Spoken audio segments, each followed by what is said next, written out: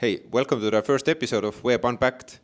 Idea behind Unpacked is quite easy. We want to discuss everything around website. Conversion, SEO, AI, AAO, tech stacks, QA, everything that's related to website. No buzzwords, no fluff, just honest conversation with people who build, maintain, and improve the web every day. Today's guest is Misha, who is Web Optimization Manager at Pipedrive, and basically the person behind day-to-day experimentation on a site with millions of visits. So we'll talk about how we validate the ideas, how we turn traffic into the actual business impact.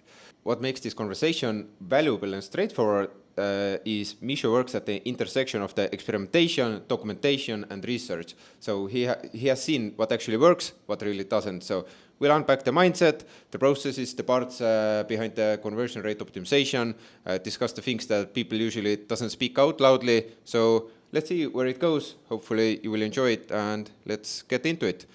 Misha, for those who doesn't know it yet, let's set the scene for our listeners. Can you walk through your role at Pipedrive, what you do here on day-to-day basis, what you're responsible, and how's your day-to-day goes? Yeah, for sure. First of all, I'm very excited for this talk, and thanks for inviting me here. Basically, as you mentioned, I'm owning the experimentation on our web platform, and it includes everything: research, documentation, task delegation, product management, but of course, the main topic is the experimentation and the tests that we run. So I'm responsible for coming up with them and also seeing them through the whole testing life cycle, analyzing them, coming up with conclusions and what is the outcome. And throughout this whole journey, I do it with all the necessary and dedicated stakeholders for each stage. So I'm basically behind the scenes of all the things that is included in the experimentation, but mainly also like focusing on web. That's a lot to do, sounds like. Yeah. So, but when people talk about experimentation, the conversion usually goes to frameworks, scoring models, how are you measuring stuff. But in my opinion, everything actually starts with the ideas. Could you walk through how are you usually getting different good ideas, how we're approaching all of that topic? Yes. So before I go into too much detail about each stage and how I do that, I just want to make sure that we are not trying to push some ideas or suggestions. Each of them can be different for each case. Some things might work for me, some things might not work for others. But basically, about the ideas, there are many sources, right? It can be research, it can be customer journeys, it can be some benchmarking, which is also quite useful. Basically, the experimentation ideation is a very broad topic, right? Yeah. The sources for the ideas can be anything.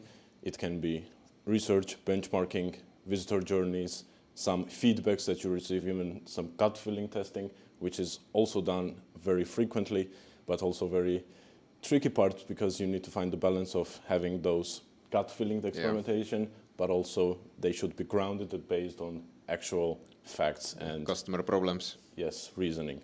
So in the end, it can depend on some cases and what you're looking for. In our case, and what I do most often is collect some ideas. If you have some ideas that you think are good enough that we should test, it could be subjective, probably.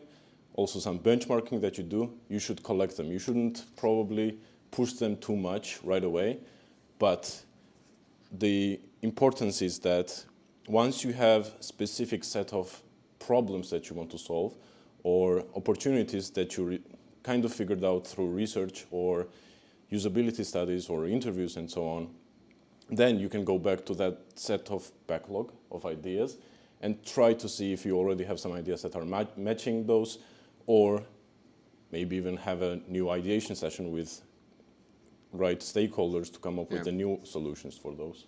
Yeah. And usually that works best for the start of the test lifecycle, basically. Yeah. At the end, it probably matters that you just find all of the different ways how to get those customer feedback, problems, their issues, their needs. Yes. There are so many different sources to get that information. And also very, I think quite important thing to mention here is that sometimes you don't have the resources to have all that research, or you don't have the capabilities to do that, that is also the best place to just start testing. Even if it's not very grounded or based on some solid reasoning, start testing, but with an expectation of learning, not having winners. You get some feedback, you iterate based on that. And yes. One of the most underestimated things are the learnings that you receive from experiments, but it's very important to set up the experiments in the way that you can then generate the learnings, no matter the results. Plus, you can always get a little bit scrappy with, finding, if you find already a couple of customer problems, use AI, to figure out what are the good solutions for those things. But sometimes the limitations can be really blessing at the end. Yes, exactly. And sometimes we take AI with a bit of grain of salt, but it really helps. With it can be a nice assistant to like bounce back different things and find a really good solution for different problems. But probably shouldn't do it too much that you completely depend on. Exactly. All right, but let's move into the scaling. I know that every team and every company wants to like run more tests, run them faster, but like very few actually manage to do it, because the more tests you start running, the more noise there will be, the more documentation there will be, and it's quite easy to drown into all of that. And I think quite many teams usually doesn't understand like how much like admin work and that kind of things are behind a lot of testing. So it's not that you just keep one line item somewhere and that's it. So what's your take usually? Like how do you handle like, increasing the testing velocity, having more tests, maintaining all of that? Any good tips? That's exactly right. Once you move to that stage that you're thinking, okay, we can do more tests, we can increase the velocity. First thing that probably everyone should start thinking is to have correct setup that will allow you to do so. What I mean is, for example, tools that you use. You don't need to have all the fancy tooling, but you need to have some system and structure behind it, so that when you have some new ideas, you have a place to store them. When you have some ideas that you can move to the next stage, you should have a right way to create a pipeline for it, even a prioritization. And of course, you need proper resource support. Could it be design, engineering, analysts? That can be done also by CRO, but basically good setup that will allow you to do more. Then you can start thinking about more ideas. What can you push more? Then you can think about what the traffic you have and how can you leverage that traffic to be as effective as it possible, and also try to get the right results and not the false ones. Sometimes traffic might be too low, then you need to make some compromises, for example, to not wait for the very scientifically proven results for like 2-3 months of testing lifetime, but make some compromises there to be more quick. And like especially probably when you're testing quite a lot, you have to always consider that it will never be a perfect. There's always things in the process that's not ideal. It's constant iteration, and you have to keep improving it. But it's fine if it's not perfect always. Yes. Because absolutely. That's the part of that kind of thing. But same time, how do you feel about testing with the low traffic? Because that's a big issue for many companies, that they just don't have enough traffic to have like meaningful A/B tests. How should they approach it? And like what's your approach with conversion rate optimization on the low traffic environments? It can be very different depending on where you are doing the CRO. For us, web, there are some things that we can focus on. For example, I mentioned not waiting for the whole time to like get the scientifically proven results, and that's a bit of something that people look at differently a lot, but that will help you also to decide with the right stakeholders, analysts, or even your managers, so on, like what is the winning criteria for each experiment when you have low traffic? Could it be, and also having the right set of secondary metrics as well. For web, usually it's especially SaaS companies, it's usually the signups or like trial start or just overall converting to the paying customer. That's the main metric, right? But when you might not be getting the right results quickly, you might start looking at the other secondary metrics, like how many people actually started the sign up, how many moved to the next stage of the funnel. And then it gives good kind of indication where the test is going. And then instead of, okay, 95 confidence level, you can have 90, 85. And it gives a bit of leeway, but also gives you the incentive to, once you finalize the experiment, it doesn't mean that it ends there. Yeah. After some time, you should retest it. You should follow up with some new iterations so that you validate those results. Yeah. And probably also for companies who really doesn't have any traffic to test in that sense, they could also just find, like, you can always have a research, always get some customer feedback, always understand the problems, and just do your best to figure out those low-hanging fruits, like even if you cannot properly test, but you can still get different indications. Yeah, we have also heard many times that when you don't have any traffic,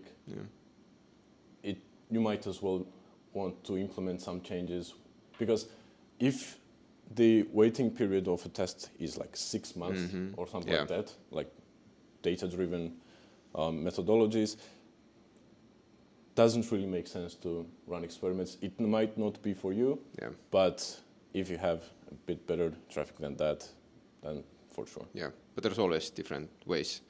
Coming to losing tests, what's your take on those? Because as like it's common that most of your tests might lose, you cannot really control the win rate as much as you want and try. But what's your take on losing tests? Unpopular opinion, but I love losing tests. Not always, of course, like there should be some kind of contrast between winners and losers, but I would much rather have minus 20% improvement experiment than flat ones. Yeah. Because then you know something isn't working. Then you can have this mindset of we dodged a bullet, not we lost an experiment or lost some revenue or something like that. We dodged the bullet that we would otherwise probably implement, because, for example, with each experiment you have some reasoning that you are doing that experiment. You think that it will work. But when it is a loser, it gives you another validation why you need experimentation. There's probably a good reason behind why it lost, which means you have a new learning, which you can probably also turn like 180 degrees and make it as a win, if possible. Exactly, and also probably a good time to mention people chasing win rates. People should be chasing tests that have learnings instead of only win rates. Because then you also get into this mindset of, okay, I don't want to actually test this because it might be loser and I need more winners. And then it limits you from going bold sometimes and only doing safe bets. And just have the structure and the system where with each experiment you can learn something, regardless of the reason, as we mentioned earlier. Yeah, and like at the end also, the more customer problems you have and your solutions are based on the real problems, your win rate probably will be good enough anyway. So that's all connected. All right, I want to wrap this episode with like small tradition. I want to keep this for all of the podcasts in the future also. Section called Things Nobody Says Out Loudly. So because every team has those moments like quiet truths, like everybody think about some things, nobody says out those loudly, everybody act that's normal, but actually it's not like this. So what's something in experimentation that everybody kind of secretly knows or act that's okay, but nobody wants to say publicly? That's an interesting one. Like there can be many things that can be said here, but probably we could go a bit more safer way. But yeah, first, what I don't like people doing is depending too much on the prioritizations and frameworks, not just overall prioritization, but the frameworks, usually that are quite subjective. And those can be really good ways to give you some kind of direction or like where to look for, but it still should be you that decides what you need to test, because you have much more context over the strategy, over what you are testing, or like pages that are empty. Okay, we need to push there more. And like ICE frameworks, RISE frameworks are good ones, but not as good as people probably think. Yeah, at the end you have to figure out something for your own that works for you, your business, your team, your resources, and just bucket things into the correct way so you know which test to take next. And again, it's not going to be probably ideal. Yeah. Cool. Maybe some wrap-up questions? Sure. Let's do. What's one thing someone running CRO at a SaaS company should absolutely stop doing? Absolutely. Okay. Something that I also learned in the early days as CRO was only testing things that you think is good. Yeah. Like with gut feeling, looks cool, it will work for sure.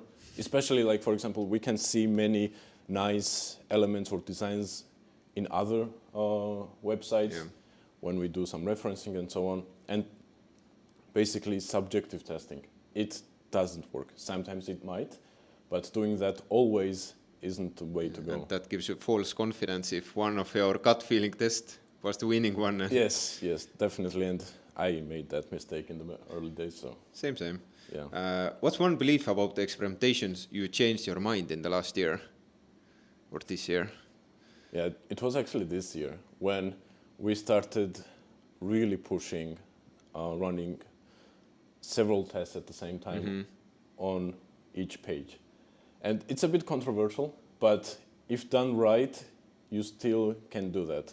For example, you shouldn't run two experiments that are overlapping the same element, but one experiment can be in the hero section and another somewhere down below, and the uplift that you receive for that experiment and the performance that you see is still relative to original and the variation. And it's quite interesting because I was always with the mindset of very traditional experimentation, one test at a time, nothing more, because it will pollute the data. Sometimes it might, and probably if you do that, you might want to not really end the experiment like too early. You need to have good enough sample size to make sure that each of the variations are treated equally. But yeah, definitely that's something that I started this year more. Yeah, that's a good point. But what do you see, what teams are overcomplicating when it comes to CRO, like if you see outside of the industry? And well, there are many things that people are going into way too much. If you probably don't mind me saying that way, but sometimes we might not need as many meetings as we populate our calendars with. Especially for like just casual experimentation.